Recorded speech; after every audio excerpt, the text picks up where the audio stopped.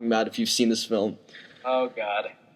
Yeah, and also, I mean, it just does a great job of emulating kind of the filmmaking style that, I mean, it's of the films that it's obviously a tribute to, like Jaws and, like Kevin said, probably Piranha. Because I mean, I don't know if this is like the third movie in the Piranha series, because I mean, it is Piranha 3D. Yeah, I mean, after watching Piranha 1, I'd consider this film to be the third in the trilogy. Okay. Um, and yeah, but like I said, I think the big problem with the film is the first 45 minutes, it's just really all build up. And even though it is still entertaining to watch because of the fun cameos, and they do, pepper in some nudity and gore here and there, I just think if they just, like, dragged the ending of this movie to the middle of this movie and just had a little more ending, I think this movie would have been even more fun. But as it is, it's still a great time. I'd highly recommend, if you watch the trailer and the trailer looked good to you, then this movie is going to be just absolutely orgasmic. It's a wonderful movie. It's a terrible movie. It's really just both. I mean, yeah, I think we've kind of said everything we can. And also, just one more thing before I ask you how this compares to the original Piranha, or the first Piranha, how depends on how you look at these films.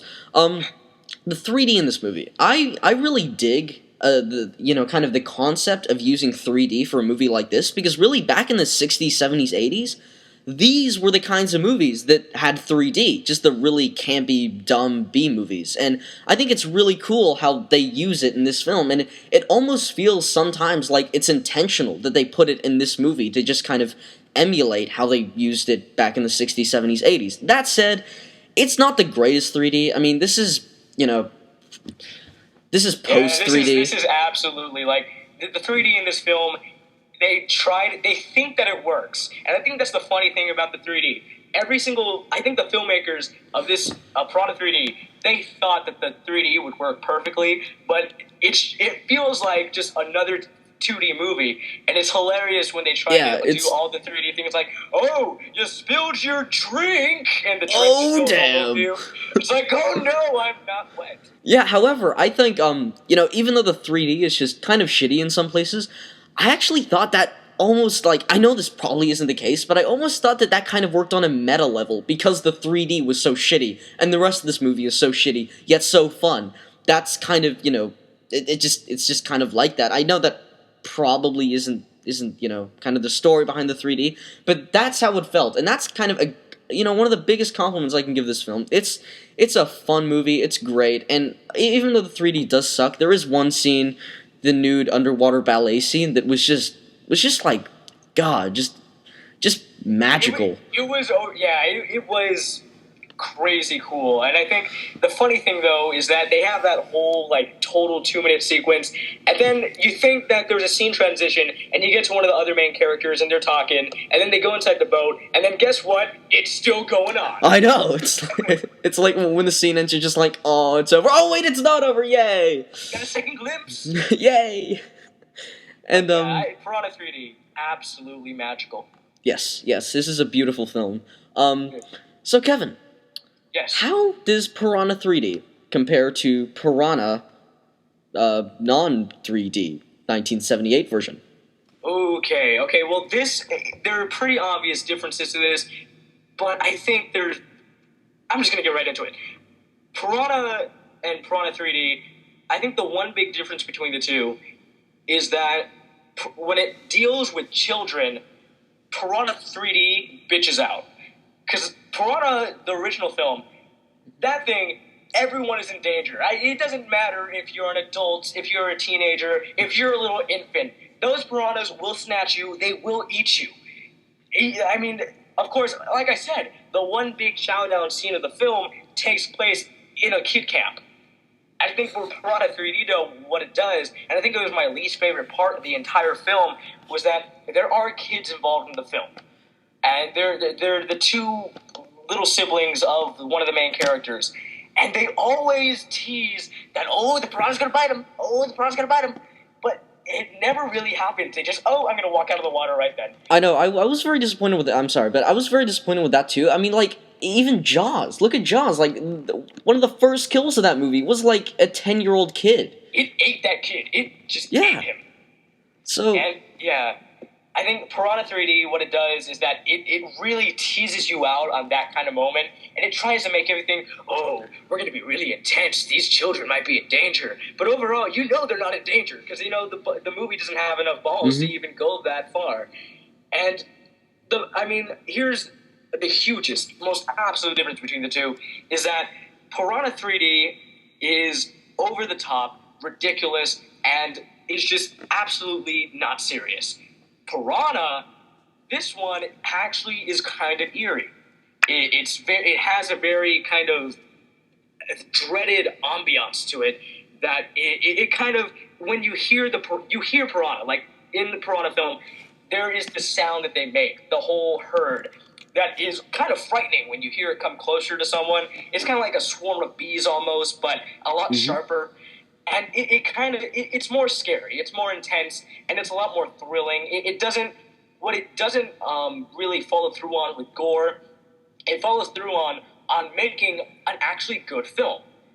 Piranha 3D, this one focuses on gores, the nudity, and just being absolutely awful. And I think that's the main difference. Piranha 3D is unintentionally funny, and it actually is kind of awful, while Piranha is intentionally funny with some great jokes and is actually a good film.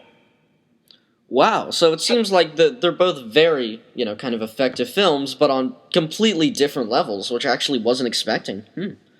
Right. There's also the big difference that where the piranha come from, which I think it's much more interesting in the first one. Yeah, isn't it like one. a mad scientist type deal? It's like mad scientist army conspiracy thing. Oh, God. And with this one, it's like, oh, an earthquake happened and these piranhas are coming out. Yes. They're pissed. It's great. It's a really great segue into the rest of the movie, but it's a lot more interesting in the original one.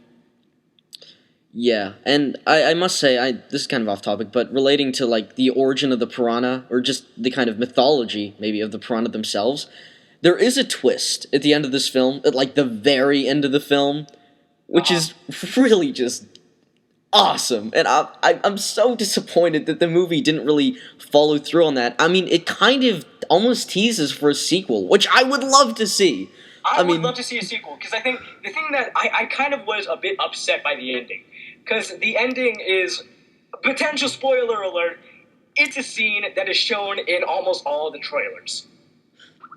Yes. That's the ending, and I think if they were, you saw a short glimpse of what it was, and I think it was amazing.